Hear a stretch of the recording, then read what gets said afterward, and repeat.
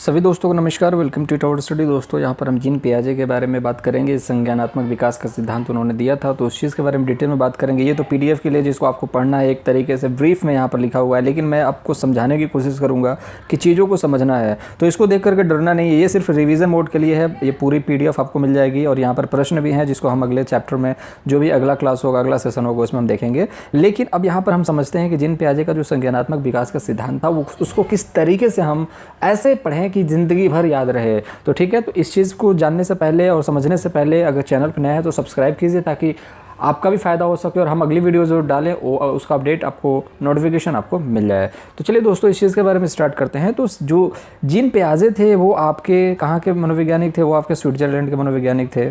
ठीक है, जेनेवा के थे, स्विट्ज़रलैंड के थे। परीक्षा में प्रश्न पूछ देता है इससे। वो एक तरीके से जीव विज्ञान के ज्ञाता थे। ठीक है, जीव विज्ञान से जुड़े हुए थे, लेकिन बाद में वो जिस मनोविज्ञान से जुड़े, जैसे शिक्षा का मनोविज्ञान होता है, पशु का मनोविज्ञान होता है, उस तरीके से उनका जो मनोविज्ञान था वो था यहाँ पर विकासात्मक मनोविज्ञान। आप चाहें तो नोट्स बना सकते हैं, अदरवाइज आप इस नोट्स को भी पढ़ सकते हैं जो मैं आपको टेलीग्राम चैनल पर दूंगा, तो डिस्क्रिप्शन बॉक्स में लिंक है, जा करके डाउनलोड कर सकते हैं।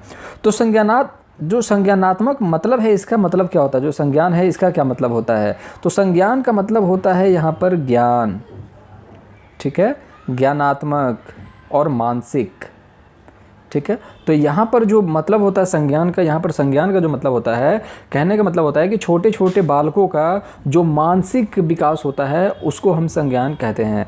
कहने का मतलब है कि अगर जो छोटे छोटे बालक होते हैं, जैसे इनकी 4 अवस्थाएं बताई गई हैं, उनमें अगर जो भी मानसिक विकास है वो किस रूप में स्टार्ट हो रहा है उसको हम बोलते हैं संज्ञान। ठीक है, और उन्होंने एक चीज़ हमेशा बताई है कि जो बच्चों का विकास होता है वो शिक्षा से न होकर के वातावरण से होता है। वो वातावरण में क्या सीखता है और किस तरीके से अपने अंतःक्रिया को मैनेज करता है एक दूसरे के साथ, वातावरण के साथ और जो क्रिया कर रहा है उसके साथ, वहाँ पर संज्ञान और वहाँ पर विकास होता है। ठीक है, तो उसी को उन्होंने बताया था कि व्यक्ति और वातावरण के बीच में अंतःक्रिया होती है, वही संज्ञानात्मक विकास होता है। तो दोनों के बीच में जो सामंजस्य होता है, इसमें शिक्षा दूर दूर तक नहीं है। और बच्चे सुसाइड कर लेते हैं नौकरी के चक्कर में, पढ़ाई के चक्कर में।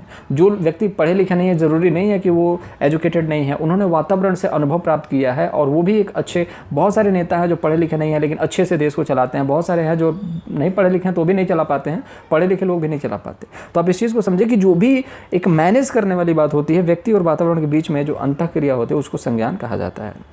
इन्होंने 4 चरण बताए थे।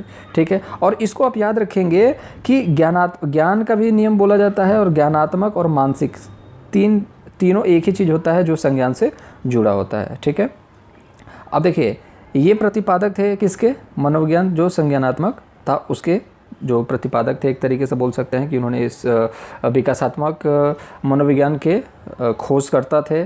जो विकासात्मक मनोविज्ञान था इन्होंने ही प्रतिपादित किया था, जैसे कि शिक्षा मनोविज्ञान है। ठीक है, तो उससे जुड़े हुए थे। हम बात करें जो विकासात्मक सिद्धांत, तो विकासात्मक सिद्धांत भी इसको कहा जाता है। और एक चीज़ और कहा जाता है, विकासात्मक सिद्धांत के अलावा भी इसको कहा जाता है अवस्था का सिद्धांत। ठीक है, तो इसको हम अवस्था का भी सिद्धांत कहते हैं और विकासी अवस्था का भी सिद्धांत कहते हैं। अब देखिए, विकासात्मक सिद्धांत हो गया, अवस्था का सिद्धांत हो गया, तो इसमें विकासी अवस्था का सिद्धांत भी होता है। तो तीसरा इन दोनों का इंक्लूड करके विकासी अवस्था का सिद्धांत हो जाता है। ठीक है, विकासात्मक सिद्धांत भी इसको ही कहा जाता है संज्ञानात्मक को। परीक्षा में प्रश्न पूछ देता है। बाकी 25 प्रश्नों की जो सीरीज़ है, टेस्ट है, वो हम कल के चैप्टर में लगाने वाले हैं, कल के वीडियो में लगाने वाले हैं। अब यहाँ पर एक चीज़ देखिए, विकास की इन्होंने 4 अवस्थाएँ बताई थी। ठीक है, तो इन्होंने 4 अवस्थाएँ बताई थी। कौन कौन सी 4 अवस्थाएँ बताई थी? ठीक है, तो सबसे पहले उन्होंने 2 रूपों में पहले संज्ञान को प्रस्तुत किया था, उसको देखते हैं। उन्होंने 2 रूपों में संज्ञान को प्रस्तुत किया था। 4 अवस्थाएं तो उन्होंने बताई है, लेकिन उन्होंने सबसे पहले 2 रूपों में प्रस्तुत किया। उन्होंने अपने 3 पुत्रों पर 16 वर्ष की अवस्था तक अध्ययन किया और आसपास के जो बच्चे थे उन पर भी अध्ययन किया। ज्ञान का जो सबसे सर्वोच्चम बिंदु होता है, कहने का मतलब है, देखिए, संज्ञान मतलब क्या होता है? ज्ञान। और ज्ञान का भी सबसे जो शिखर है, जैसे हिमालय का शिखर है, ठीक है, तो ज्ञान का जो शिखर है वहाँ पहुँचना ही संज्ञान कहलाता है। ठीक है, तो ज्ञान का सर्वोच्च जो शिखर है वो हमें कहलाता है संज्ञान, और इसी के बारे में तो बात कर रहे हैं। तो उन्होंने अपने 16 वर्षों तक अपने 3 पुत्रों पर प्रयोग किया, आस पड़ोस के बच्चों पर भी प्रयोग किया। सबसे जो इम्पोर्टेंट है कि उन्होंने 2 रूपों में प्रस्तुत किया। तो पहला जो रूप है उन्होंने क्या प्रस्तुत किया? संज्ञानात्मक संज्ञानात्मकता को उन्होंने दो रूपों में प्रस्तुत किया, संज्ञानात्मकता को दो रूपों में प्रस्तुत किया। पहला था यहाँ पर संगठन और दूसरा अनुकूलन। ठीक है, संगठन में उन्होंने बताया कि प्रत्यक्षीकरण, जो प्रत्यक्षीकृत या बौद्धिक सूचनाएं प्राप्त करना है। कहने का मतलब है प्रत्यक्षीकृत मतलब क्या होता है कि जो अपनी आँख, कान, नाक, त्वचा, जो भी चीज़ें प्रत्यक्ष मतलब कि इमेजिनेशन आप समझ सकते हैं, खोज समझ सकते हैं कि आँख, कान, नाक, त्वचा, जिप, जिस तरीके से आप चाहें उसको अनुभव में लेना, उसको फील करना और उसके बाद अपने दिमाग तक इस चीज़ को पहुँचाना कि ये चीज़ है। कहने का मतलब आपने सूंघा, किसी चीज़ को आप स्मेल करते हो, ठीक है, फ्रेगनेंस आती है तो आप समझ जाते हो कि ये गटर का है कि फूल का है। तो वो आपकी बुद्धि विवेक बाद में काम करती है, पहले आपकी जो इंद्रियां हैं उस चीज़ को करती हैं। तो ये एक तरीके से संगठन का कार्य करता है। दूसरी अगर हम बात करें तो अनुकूलन में आता है। अनुकूलन में उन्होंने दो स्टेज बताए थे। अनुकूलन में क्या होता है, पूर्व ज्ञान और नवीन ज्ञान का जो बीच में जो सामंजस्य है उस चीज़ के बारे में बात किया इन्होंने। अनुकूलन में क्या होता है कि जो पूर्व ज्ञान है मतलब पहले का ज्ञान है और जो अभी का ज्ञान है नवीन ज्ञान, जैसे कि वीडियो देखने से पहले क्या जानते थे वो पूर्व ज्ञान है, आप क्या जानोगे वो नवीन ज्ञान है। इन दोनों के बीच में सामंजस्य अनुकूलन कहलाते हैं। ठीक है, और तीसरी अगर हम बात करें कि इन्होंने क्या किया था, अनुकूलन को दो भागों में बांटा था। अनुकूलन को दो भागों में आत्मसातीकरण और दूसरा विशिष्टीकरण। विशिष्ट मतलब आप जानते हैं आत्मसाती, ठीक है, आत्मसात करने जिसको हम बोलते हैं। तो इन्होंने आत्मसातीकरण में क्या बताया कि आत्मसातीकरण में बताया कि नवीन ज्ञान का प्राप्त करना है। मतलब आप चिंतन करते हैं, आत्मसात करते हैं तो नई चीज़ें ही जानेंगे, पुरानी चीज़ों को तो याद नहीं कर रहे हैं, आत्मसात कर रहे हैं, ध्यान लगा रहे हैं नई चीज़ों के लिए। ठीक है, सुख समृद्धि, नई चीज़ों के लिए, ज्ञान के लिए।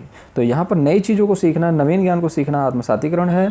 और यहाँ पर नवीन ज्ञान का विस्तार करना विशिष्टीकरण हो जाता है। ठीक है, तो विशिष्ट बालक क्या करते हैं, ज़्यादा ही एडवांस होते हैं नॉर्मल बालक से। तो यहाँ पर जो आत्मसातीकरण है अनुकूलन के अंतर्गत, नवीन ज्ञान और पूर्व ज्ञान जो होता है अनुकूलन, तो उनके बीच में सामंजस्य। और नवीन ज्ञान क्या होता है, आत्मसातीकरण। और नवीन ज्ञान को बढ़ा चढ़ा करके करना वो होता है आपका विशिष्टीकरण। तो इन्होंने ये चीज़ बताई थी। अब उन्होंने जो चार चीज़ें बताई थी उस चीज़ के बारे में हम बात कर लेते हैं। अब इस पर एक एग्जाम्पल देख लेते हैं छोटा सा, जो उन्होंने दो चरण बताए थे, दो रूपों में प्रस्तुत किया था। पहला तो है एक फूल।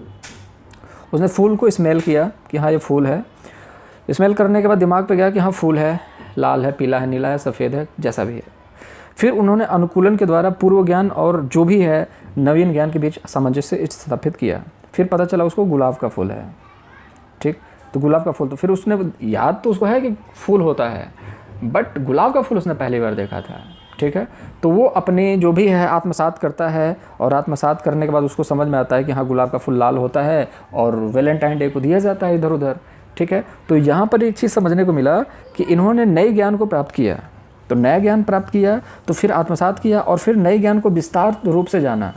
तो जब नए ज्ञान को प्राप्त करने के बाद उसको विस्तार रूप से जानता है तो वो हो जाता है विशिष्टीकरण। अब देखिए, आत्मसात भी कर चुका है और विशिष्टीकरण भी हो चुका है। और उसने क्या किया है, आँख, कान, नाक, त्वचा जो भी चीज़ें हैं वहाँ पर इसने संप्रत्यय किया है, मतलब कि वहाँ पर उसने प्रत्यक्षीकृत किया है। कहने का मतलब है खोज की है उसने।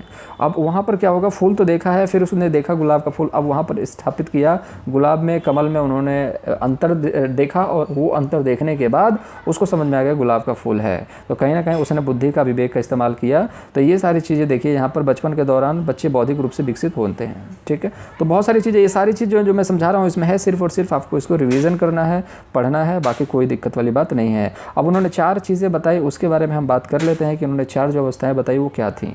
पहली जो अवस्था है वो है संवेदी पेशी, जिसको हम संवेदनात्मक अवस्था भी कहते हैं। ये 2 वर्ष तक होती है, जन्म से लेकर के 2 वर्ष तक होती है। तो यहाँ पर हम क्या चीज़ समझने वाले हैं, यहाँ पर सिर्फ ये चीज़ समझने वाले हैं कि बच्चे छोटे छोटे शब्दों को बोलते हैं। ऑलमोस्ट ये कह सकते हैं कि माँ, पा, यही सारी चीज़ें बोलते हैं। और यहाँ पर जो बच्चे हैं गामक क्रियाएं करते हैं। कहने का मतलब है कि शरीर से क्रियाएं करते हैं। ठीक है, तो जो भी है यहाँ पर शरीर से जो क्रिया करते हैं, क्या करते हैं कि किसी कोई भी प्रोडक्ट पड़ा हुआ है उसको छूना, मुँह में लेना, चूसने लगना।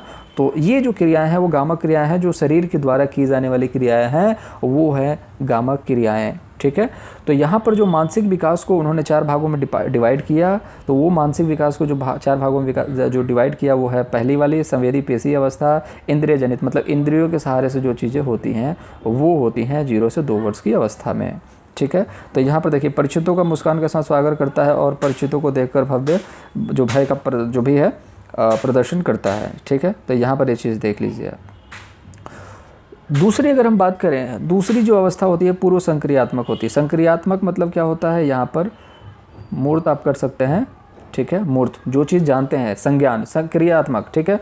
तो संक्रियात्मक का मतलब क्या होता है, तो संक्रिया मतलब होता है जानना, पहले से जानना, ज्ञान।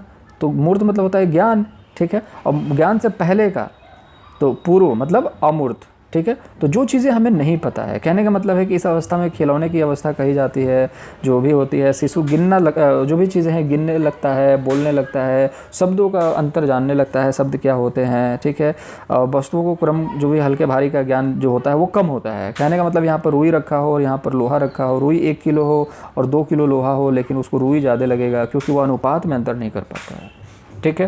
तो इसीलिए इस काल को जो बोलते हैं अंतः प्रज्ञ काल भी कहा जाता है। इसको अंतः प्रज्ञ काल भी कहा जाता है। क्यों कहा जाता है, क्योंकि इसके अंदर जो होता है ना, ज्ञान के अंदर अभी स्टार्टिंग एज होती है। तो यहाँ पर जो ज्ञान होता है वो अभी अंदर होता है, अभी बाहर नहीं आ पाता है इस एज में, क्योंकि ये जो एज होती है 2 से 7 वर्ष की होती है। और इसको अतार्किक एज भी कहा जाता है, मतलब अतार्किक अवस्था। यहाँ पर बच्चे तर्क नहीं कर पाते हैं, ठीक है। तो अमूर्त है, कहने का मतलब अमूर्त है, अभी खोज करने की उतनी कैपेबिलिटी यहाँ पर नहीं होती है। तीसरी अगर हम बात करें, थोड़ा सा और आगे देखें, तो यहाँ पर प्रतीकात्मक सोच पाई जाती है, अनुकरणशीलता पाई जाती है, शिशु अहमवादी होता, दूसरों को कम महत्व देता है, ठीक है। तो ये सारी चीज़ें पढ़ना है, ये सारे एग्जाम्पल्स हैं। वीडियो लंबा हो जाएगा, लेकिन हम जो मेन टॉपिक्स है उस पर हम डिस्कस कर रहे हैं कि चीज़ें थोड़ी सी हमें आसान लगने लगे, और हम जब प्रैक्टिस सेट करेंगे तो सारी चीज़ें क्लियर हो जाएंगी। तीसरी है जो अवस्था यहाँ पर है, स्थूल और मूर्त संक्रियात्मक अवस्था। तो मूर्त होता है 7 से 12। यहाँ अवस्था जो है चिंतन प्रारंभ कर देता है। देखिए, जो अमूर्त है उसी का उल्टा होगा मूर्त। वहाँ पर क्या करता है, बोलने की आदत होती है, बोलने लगता है, सीखने लगता है, ठीक है, गिनने लगता है किसी चीज़ को, ठीक है। उसके बाद क्या होता है, यहाँ से 7 से 12 की एज में आता है, तो वो जो एज होती है अमूर्त वाली, वो होती है अतार्किक। तो उसका जो भी उसमें जो कमियाँ होती हैं वो मूर्त में कंप्लीट होती हैं। तो यहाँ पर क्या होता है, यहाँ पर बच्चों में तर्क शक्ति डेवलप हो जाता है, बीच में तुलना करने लगता है। आप देख सकते हैं दोनों वस्तुओं के बीच में तुलना करने लगता है, असमानता बतलाने लगता है, सही गलत में फ़र्क उसको समझ में आने लगता है। इसलिए इसे मूर्त चिंतन की अवस्था के नाम से जाना जाता है। ये भी सारी चीज़ें होती हैं, बालक दिन तारीख महीना सब कुछ बताने में समर्थ होता है। उत्क्रमणित या शीलता पाई जाती है, जिसे पलावटी अवस्था के नाम से भी जाना जाता है। परीक्षा में ये प्रश्न पूछता है पलावटी अवस्था कौन सी है, तो मूर्त अवस्था है, ठीक है। अब यहाँ पर जो भी होता है, देखिए विकास की अवस्था भी इसको कहा जाता है। यहाँ पर एक विकास की अवस्था है, ये परीक्षा में पूछ देता है, तो इसको हम विकास की अवस्था भी कहते हैं, क्योंकि यहाँ पर जो बच्चे हैं वो आराम से तर्क शक्ति का इस्तेमाल करने लगते हैं, ठीक है।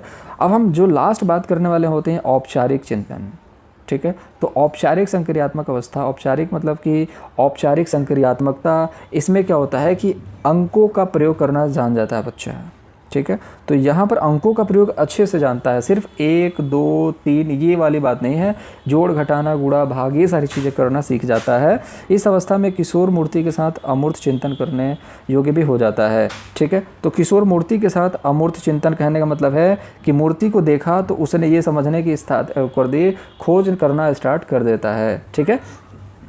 तो यहाँ पर इसलिए इसे तार्किक चिंतन की अवस्था भी कहते हैं। और यहाँ पर इस अवस्था में मानसिक योग्यताओं का पूर्ण विकास हो जाता है। इस अवस्था में परिकल्पनात्मक चिंतन पाया जाता है, ठीक है। और यहाँ पर समस्या समाधान का भी यही नियम है कि यहाँ पर निर्णय शक्ति और स्मरण की शक्ति डेवलप हो जाती है बच्चों के अंदर, और इसको हम समस्या समाधान का भी अवस्था कहते हैं, ठीक है। कार्य कारण को समझ पाता है यहाँ पर बालक, तो इस चीज़ को आप समझिए। तो यहाँ पर देखिए इस अवस्था में जो है अमूर्त चिंतन करने योग्य बन जाता है। तो अमूर्त चिंतन करने योग्य बन जाता है, ज्ञान से भी हट करके आप स्टार्ट कर देते हैं सोचना, ठीक है। जितना जानते हो उससे भी ऊपर आप सोचना स्टार्ट कर देते हो, जो चीज़ नहीं देखी है उस चीज़ के बारे में भी सोचना स्टार्ट कर देते हो। जीन पियाजे का शिक्षा में क्या योगदान था, देखिए जीन पियाजे ने संज्ञानात्मक विकास का सिद्धांत प्रतिपादित किया और उन्होंने बाल केंद्रित शिक्षा पर बल दिया, क्योंकि उन्होंने छोटे छोटे बच्चों पर प्रयोग किए थे, ठीक है। अब उन्होंने कुछ चीज़ें मैं आपको बता दूँ, कुछ चीज़ें बालकों को, जो शिक्षकों को बालक का समस्या निदान करना चाहिए, बालकों के अधिगम के लिए उचित वातावरण तैयार करना चाहिए। जीन पियाजे ने बुद्धि को जीव विज्ञान के स्कीमा की भांति बदलाकर बुद्धि की एक नवीन व्याख्या प्रस्तुत की। जीन पियाजे ने आत्मीयकरण, समंजन, संतुलिनीकरण, स्कीमा आज ऐसे नवीन शब्दों का प्रयोग कर शिक्षा के क्षेत्र में महत्वपूर्ण योगदान। और स्कीमा बार बार पूछा जाता है, तो स्कीमा क्या है ये देख लेते हैं। वातावरण द्वारा अर्जित संपूर्ण ज्ञान का संगठन। आप वातावरण में रहते हैं और वहाँ से आपने कितना इकट्ठा किया है, वातावरण से कितना सीखा है, वही है वो स्कीमा, ठीक है। तो स्कीमा से आप याद रख सकते हैं कि स्कीमा आपका वातावरण से सीखा हुआ ज्ञान। ठीक है, तो यहाँ पर इन्होंने बोला भी है कि टीचर की कोई रिक्वायरमेंट नहीं है, शिक्षा की कोई रिक्वायरमेंट नहीं है। व्यक्ति वातावरण के बीच में रह करके अंतःक्रिया के द्वारा कितना सीखता है वही होता है संज्ञान। और वहाँ पर अगर आप वातावरण में जितना भी अर्जित कर सकते हैं, संपूर्ण ज्ञान को स्कीमा कहा जाता है। चलिए ठीक है, आज की वीडियो में इतना ही और कल को वीडियो में इसके बारे में हम डिस्कस करेंगे। जो कुछ इंपॉर्टेंट प्रश्न है जो परीक्षा बार बार पूछती है उनके बारे में डिस्कस करेंगे। आई होप आपको वीडियो सेशन अच्छा लगा होगा, समझ में आया होगा। अगर समझ में नहीं आया तो आप कमेंट करके बताएं, समझ में आया तो दोस्तों के साथ शेयर जरूर करें, लाइक जरूर करें और चैनल को सब्सक्राइब नहीं किया सब्सक्राइब करिए, बेल आइकन दबाइएगा, अगली वीडियो का नोटिफिकेशन तभी मिल पाएगा। Take care yourself, thank you for watching this.